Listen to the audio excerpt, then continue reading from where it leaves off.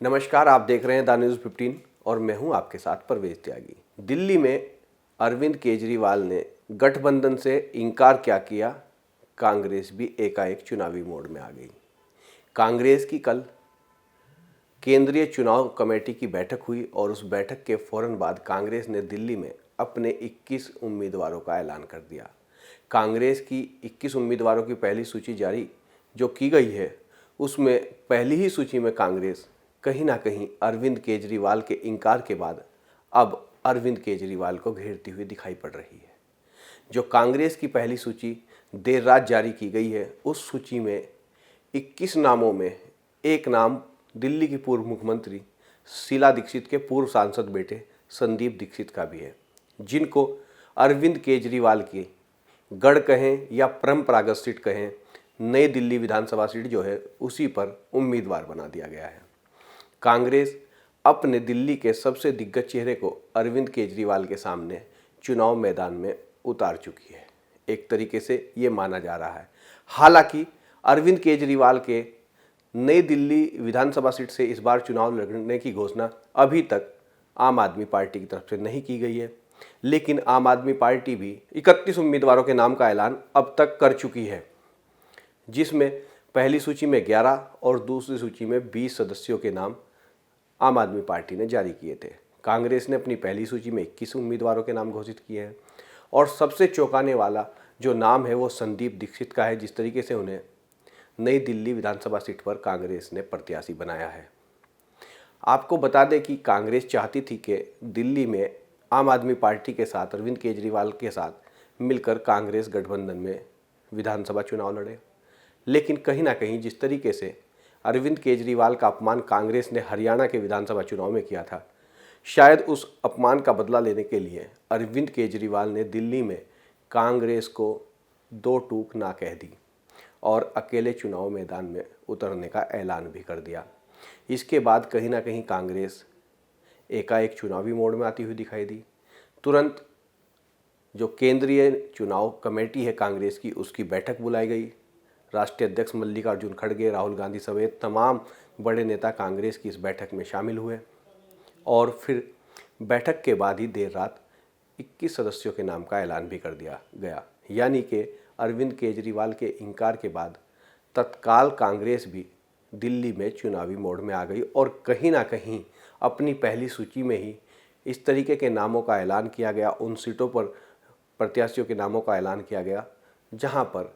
अरविंद केजरीवाल की घेराबंदी होती हुई दिखाई दे। हालांकि अगर 21 नामों की बात करें तो उनमें जो 3 प्रमुख नाम थे, सबसे पहला संदीप दीक्षित का, जिनको नई दिल्ली से टिकट दिया गया है, और दूसरा जो नाम है वो प्रदेश अध्यक्ष देवेंद्र यादव का है, जिनको बादली विधानसभा सीट से टिकट दिया गया है, प्रत्याशी बनाया गया है। रागिनी नायक को भी इस बार मैदान में वजीरपुर से उतारा गया है, जो कांग्रेस की तेज तर्रार प्रवक्ता मानी जाती हैं। और एक चौंकाने वाली जो बात इस सूची में देखने को मिली है कांग्रेस की, वो एक ये भी है कि कांग्रेस ने अपनी महिला सभा की राष्ट्रीय अध्यक्ष जो हैं महिला कमेटी की, अलका लांबा, उनको इस बार टिकट नहीं दिया है। पिछली बार वो चांदनी चौक से चुनाव लड़ी थी और उससे पहले जब वो आम आदमी पार्टी में थी तो चांदनी चौक से ही विधायक भी चुनी गई थी, लेकिन इस बार चांदनी चौक विधानसभा सीट पर अलका लांबा को हटाकर कांग्रेस मुदित अग्रवाल को ले आई है। यानी कि कहीं ना कहीं इस सूची में जहां अरविंद केजरीवाल की घेराबंदी होती हुई करने की कोशिश करती हुई कांग्रेस दिखाई दे रही है, वहीं कहीं ना कहीं कांग्रेस ने कुछ चेहरों में बदलाव करने का काम भी इस सूची में किया है। अलका लांबा की सीट चांदनी चौक पर जिस तरीके से चौंकाने वाला नाम सामने आया है, वो भी कहीं ना कहीं कांग्रेस की सोची समझी रणनीति का ही हिस्सा माना जा रहा है। हालांकि कांग्रेस की महिला कमेटी, उसकी राष्ट्रीय अध्यक्ष का पद अलका लांबा संभाल रही हैं, लेकिन कहीं ना कहीं जिस तरह की सक्रियता लगातार अलका लांबा की दिल्ली में रही है और आज भी है, उससे लग रहा था कि इस बार भी चुनाव मैदान में अलका लांबा को चांदनी चौक विधानसभा सीट पर उतारा जाएगा। मगर चांदनी चौक पर कहीं ना कहीं कांग्रेस ने अलका लांबा के नाम की घोषणा न कर उनको भी गच्चा देने का काम किया है। ऐसी भी चर्चाएं राजनीतिक हलकों में सूची जारी होने के बाद सुनाई देने लगी है। लेकिन अगर हम संदीप दीक्षित और नई दिल्ली विधानसभा सीट की बात करें तो अरविंद केजरीवाल अब तक नई दिल्ली विधानसभा सीट से लगातार 3 बार विधायक चुने जा चुके हैं। जीत की हैट्रिक लगा चुके हैं, तीनों ही बार दिल्ली के मुख्यमंत्री भी बने हैं। अब ऐसे में जब कांग्रेस को अरविंद केजरीवाल ने गठबंधन से इनकार कर दिया है, तो अब कांग्रेस कहीं ना कहीं अरविंद केजरीवाल को ही घेरने का काम करती हुई दिखाई दे रही है। कहीं ना कहीं कांग्रेस नई दिल्ली में अपने दिल्ली के सबसे मजबूत और ताकतवर चेहरे पूर्व मुख्यमंत्री शीला दीक्षित के बेटे पूर्व सांसद संदीप दीक्षित को उतारकर कहीं ना कहीं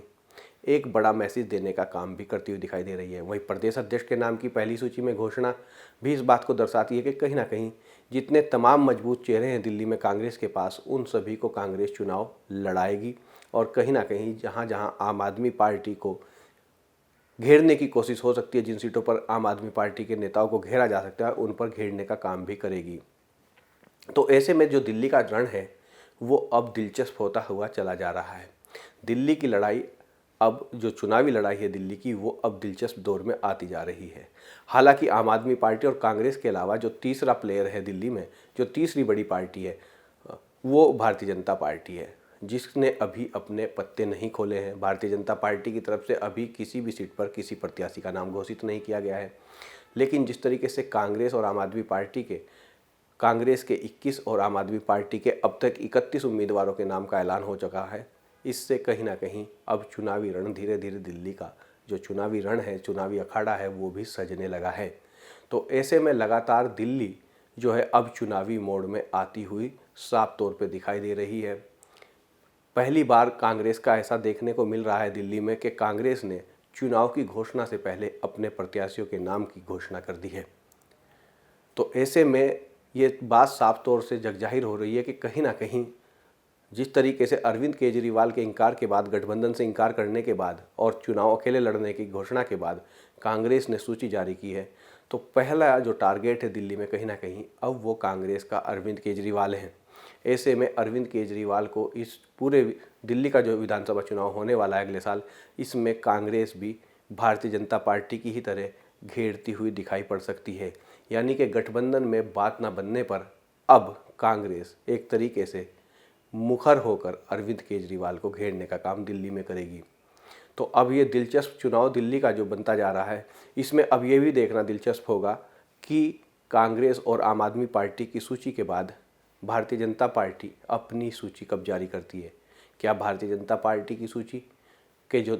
70 विधानसभा सीटें हैं दिल्ली, उन पर एक ही साथ सूची जारी होगी, या फिर पहली, दूसरी, तीसरी सूची जिस तरीके से दूसरे दलों की सामने आ रही है, इसी तरीके से क्या भारतीय जनता पार्टी की भी सूची सामने आएगी। क्योंकि कहीं ना कहीं भारतीय जनता पार्टी में भी टिकट के दावेदारों की कहीं ना कहीं एक लंबी लाइन है और ऐसे में भारतीय जनता पार्टी पूरा गुणागणित और